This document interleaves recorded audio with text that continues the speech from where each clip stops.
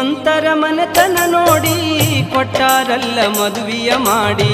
ಶ್ರೀಮಂತರ ಮನೆತನ ನೋಡಿ ಕೊಟ್ಟಾರಲ್ಲ ಮದುವೆಯ ಮಾಡಿ. ಬಿಟ್ಟು ಬಂದಿ ಯಾಕ ಓಡಿ ನನ್ನ ಮ್ಯಾಲ ಧ್ಯಾಸವ ಮಾಡಿ. ಬಿಟ್ಟು ಬಂದಿ ಯಾಕ ಓಡಿ ನನ್ನ ಮ್ಯಾಲ ಧ್ಯಾಸವ ಮಾಡಿ.